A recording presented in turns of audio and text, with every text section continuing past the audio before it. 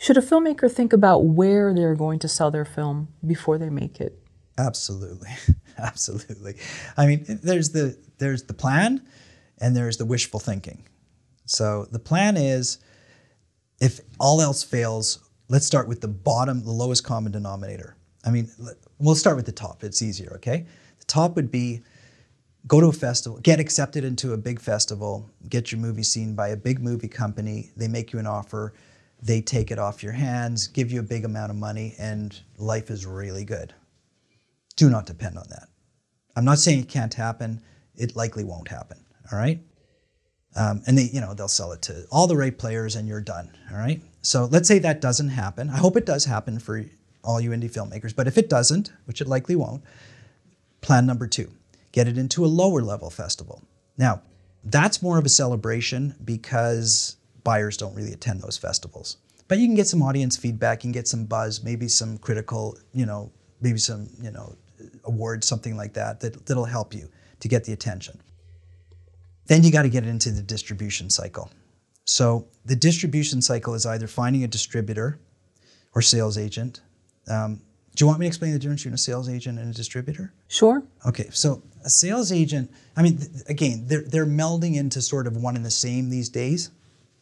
But a sales agent generally finds you a distributor. A distributor generally places your film in the homes of where people are going to view it, like i.e. the streaming services, the broadcasters, whatever. A distributor we call them distributors because they get the movie out, they distribute the movie out to the places where it will get consumed, which is primarily television, now streaming, and video on demand. All right, and airlines and all that kind of stuff. Whereas a sales agent doesn't deal necessarily with broadcasters and streamers, they deal with distributors. So sometimes it's hard to get to distributors because, especially before the fact, before you make your movie, they want to deal only with finished films. And they don't have a lot of time and they want to deal with bigger budget films. So it's often very, very tricky to navigate that. And they're a bit of a pain in the butt, to be honest with you. And they're not responsive and and some of them aren't even credible. So it's usually easier to get through a sales agent who can represent you into a distributor. And the problem with that is you're going to pay 2 levels of commissions. You're going to pay the sales agent their commission, which is somewhere between 10 and 15% generally. And then a distributor is going to take somewhere between 20 and 30%. Now, some will ask for 35 or 40, but in a second I'm going to talk about what not to accept in a distribution deal. So you're adding an extra level of distribution and an extra level of transmission of funds, and everything starts to get diluted. But if you don't have any other way to get there, then that you have to do that. But let's say that fails too. Let's say you can't get a distributor. Let's say you can't get a sales agent to get you a distributor. For whatever reason, nobody's available. You've asked everybody and they're just not responsive. That leaves you to self-distribute. Now, I personally believe in self-distribution because I have a lot of distribution experience. And I'm a bit of a control freak. I like to do it my way. And, I respect the fact that people are doing jobs, but if I don't like to pay commissions for when people don't do their job properly. So self-distribution is tricky. It's hard to navigate, but it's not any trickier than making a movie. I mean, you just finished making a movie. You spent your life doing that and your resources and you navigated all that.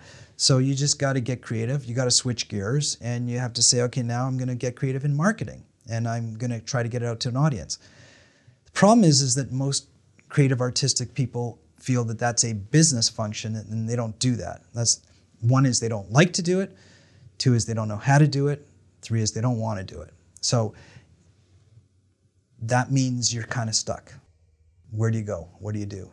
I mean, you don't have a home for your movie, and then you get aggravated and frustrated, which is, a lot of indie stories you hear about that, right? So you wait and you wait and wait and hope that, you hope that something happens, but it usually doesn't. So the good news about the digital era right now is that it's not that hard to self-distribute. I'm not saying it's going to be that successful, but like for instance, putting your movie up on Amazon, and I'm not talking Amazon Prime, the streaming side of it, I'm talking about Prime Video, the transactional side, is real easy. I mean, you send it in, you fill it in a submission thing, They review it. It's not that hard to do. You know, have to make delivery. You have to make sure you can deliver the elements they need and the trailer and the artwork and that kind of stuff. But you just made a movie. You should be able to do that. You should be capable of doing that. I know you're not going to like it. I know an indie filmmaker is not going to love doing it. And if you don't, then find somebody who does. Find a friend, find a marketing person, find somebody who will take that on and help out. And would you need E&O insurance before you do that, or is that a requirement of being on some of those platforms? Yeah, E&O is primarily,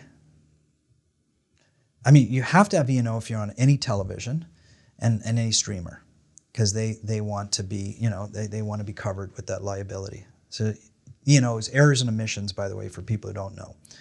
And that is if you did something that you weren't supposed to do, like you depicted a character, a name of person or some building or something like that, you weren't licensed to do that, you could get sued, and the television station doesn't want to carry that liability of being sued for that. So that's what that insurance covers. Generally speaking, the transactional video on demand don't ask for E&O. That's not one of the criteria. But you know, it's a really good question, to be honest with you. I mean, I've never not had E&O.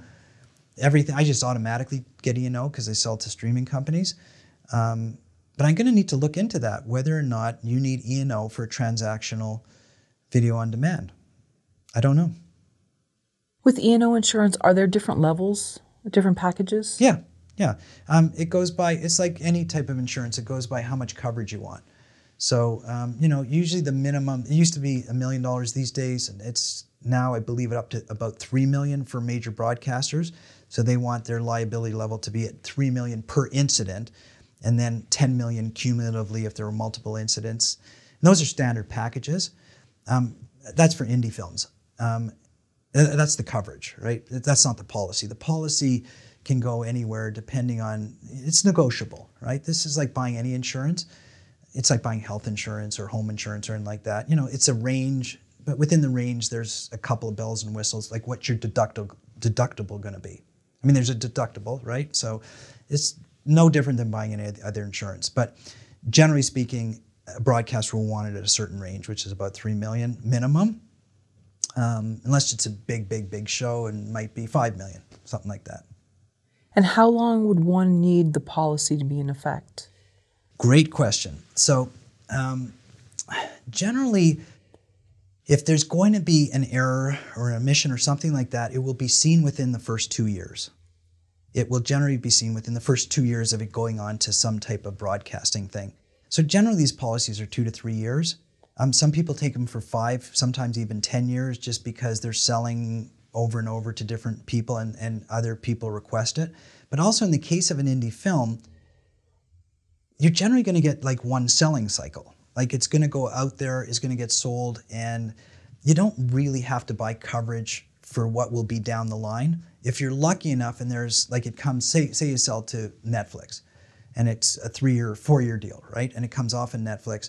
Don't buy another 4 years up front until Netflix renews. If Netflix renews and they say, hey, you need more E&O, then go and buy the E&O for the second period. There's no point in spending the money now, even though it's cheaper, obviously, to buy it longer term, but you may not need it for a second term.